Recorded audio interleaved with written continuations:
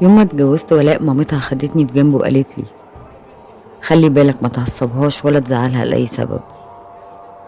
طبعا افتكرتها نصيحة أم زي أي أم لجوز بنتها وما فكرتش فيها كتير، مع إن نبرة صوتها كانت جد وفيها خوف، بس برضه قلت ده طبيعي إن هي تكون خايفة على بنتها. عدى 3 شهور وكانت حياتنا عادية لغاية الليلة المشؤومة.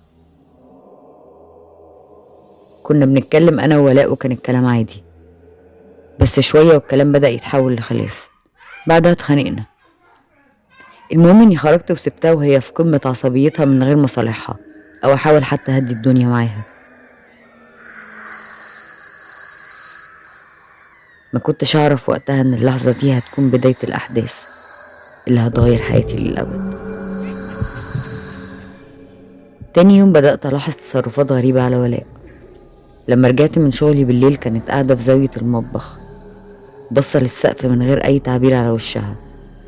لاحظت لأول مرة ان شعرها الاسود بقى طويل قوي لدرجة انه وصل لحد ركبتها. كان بيلمع بطريقة غريبة في النور الهادي اللي هي قاعدة فيه. حاولت اتكلم معاها بس ما ردتش.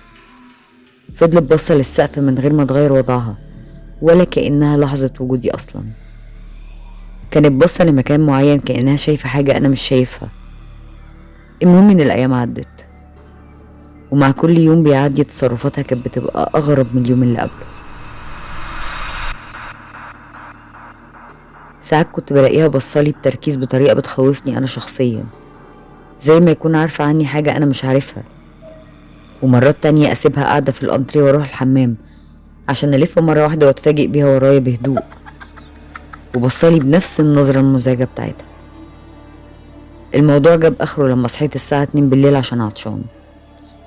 دخلت المطبخ عشان اشرب واتصدمت بمنظر كان هيخلي قلبي يقف.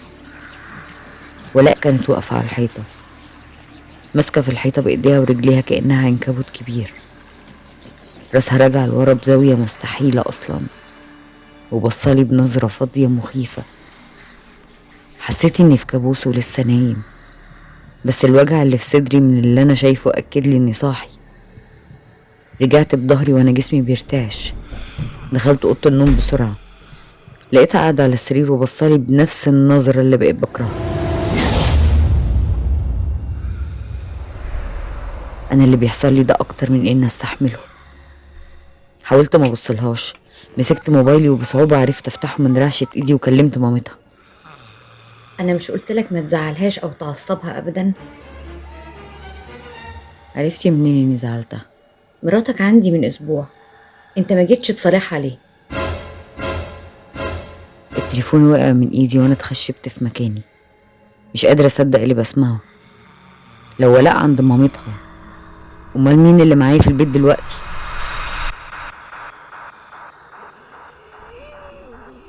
بصيت على ولاء اللي كانت دلوقتي واقفه في نص الاوضه. بدات ملامح وشها تتغير ببطء، بقت اقرب للشياطين.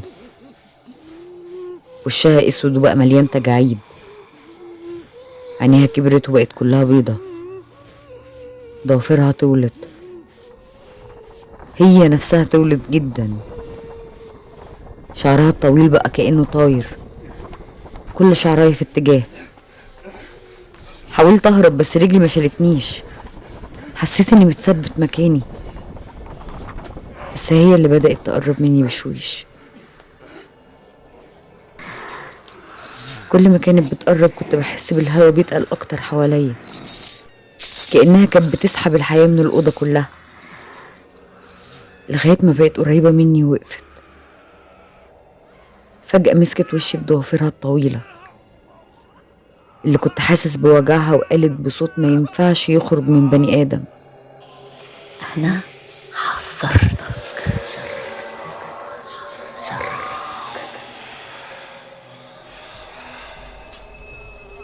في اللحظة دي حسيت ببرودة بتمشي في جسمي كله. انهارت على الأرض مغمى عليا.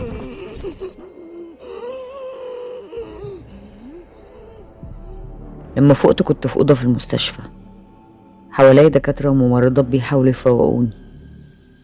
قالوا لي إن كنت في غيبوبة لمدة أسبوع، وقالوا لي ان مامة مراتي هي اللي بلغت الاسعاف لانها كانت معايا على التليفون، وحست ان في حاجة غلط لما بطلت ارد عليها، وانهم لقوني في بيتي لوحدي، وبعدها خرجوا وسابوني نمت.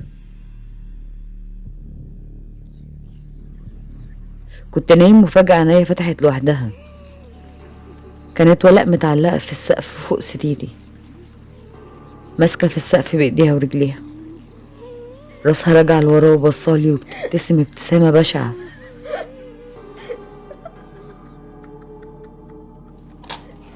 بعدها لقيت الباب اتفتح والممرضات دخلوا اوضتي وبيوضبوا السرير اللي جنب سريري.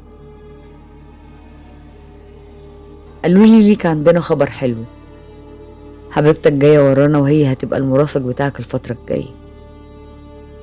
ببص عند الباب لقيت ولاء واقفة بصالي وبتضحك.